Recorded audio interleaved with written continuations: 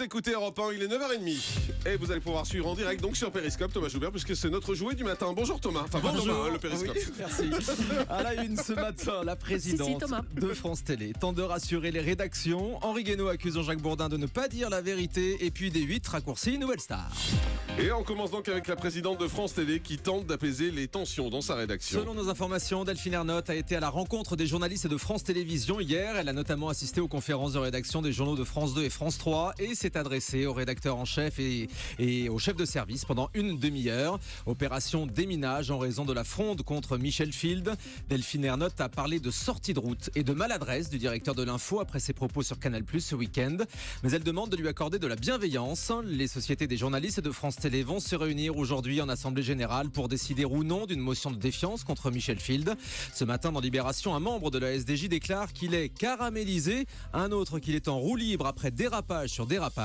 Selon Libé, la rédactrice en chef du 20h, Agnès Varamian, et la chef du service politique, Nathalie Saint-Cric, font carrément campagne contre Michel Field en ce moment. Et du côté des programmes, c'est aussi le grand chambardement avec des questions sur l'avenir de l'émission de Frédéric Tadei. Télé 2 semaines révèle qu'un appel d'offres a été lancé pour la case du vendredi soir pour une nouvelle émission culturelle. Ce soir ou jamais de Frédéric Tadei pourrait donc disparaître ou être diffusé en alternance avec une autre émission. Selon Télé 2 semaines, Laurent Bon, le producteur du Petit Journal et du supplément sur Canal+, est en lice pour reprendre la case. Et puis à propos du Petit Journal, Canal+ aurait demandé aux producteurs de réduire les coûts de l'émission. Oui, le programme coûterait trop cher aux yeux de Vincent Bolloré. Selon le Canard enchaîné, Yann Barthès réunit pourtant plus d'1,5 million de téléspectateurs chaque soir, soit 3 fois plus que le Grand Journal. Mais les émissions en clair ne seraient plus la priorité de la nouvelle direction de Canal qui cherche avant tout à recruter des abonnés. Et toujours selon le Canard, France Télévisions et TF1 seraient intéressés pour récupérer le Petit Journal. Mais le programme coûte très cher à produire. Et puis Henri Guénaud répond au tacle de Jean-Jacques Bourdin après l'annulation de l'interview politique de BFM TV hier matin. Jean-Jacques Bourdin était très remonté contre le député hier. Il a annulé son interview en raison du retard d'Henri Guénaud bloqué dans la circulation parisienne. Je rappelle la phrase de Jean-Jacques Bourdin: j'annule l'interview parce que je n'aime pas que l'on ne soit pas là. Dans sa colère, Bourdin avait déclaré que les politiques n'avaient qu'à venir en métro. Alors Henri Guénaud lui a répondu sur sa page Facebook. Il précise que le taxi envoyé par BFM TV à son domicile était déjà parti quand il est descendu effectivement avec 10 minutes de retard. Il a dû attendre une autre voiture pendant 20 minutes, mais précise que si la première voiture l'avait attendu, il aurait été à l'heure. Et le député adresse ce message à Jean-Jacques Bourdin: le moindre des devoirs des journalistes est de dire la vérité. Par ailleurs, Henri Guénaud précise aussi qu'il prend le métro. La finale de l'Eurovision aura lieu dans pile un mois. Eh oui, ce sera le 14 mai à Stockholm, en Suède, et en direct sur France 2. Cette année, la chaîne a mis toutes les chances de son côté pour tenter de faire oublier les échecs des années passées. Vous le savez, c'est Amir qui représentera la France avec son tube J'ai cherché, et Marianne James qui commentera la cérémonie sur France 2 est déjà tombée sous son charme. On l'écoute au micro d'Europe 1. Ça compte énormément.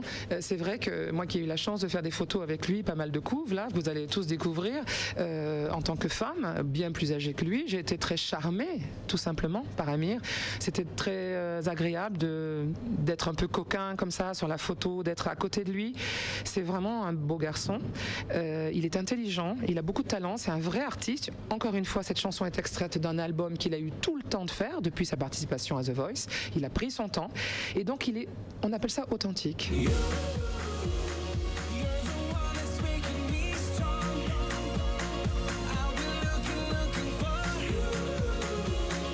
Voilà, ça c'est Amir et c'est la chanson qui va représenter la France à l'Eurovision, bien évidemment. D8 décide de réduire le nombre de primes de la Nouvelle Star. La chaîne a déjà annoncé la date de la finale qui aura lieu le mardi 3 mai. Cette saison n'aura donc connu que 5 primes en direct contre 8 l'année dernière.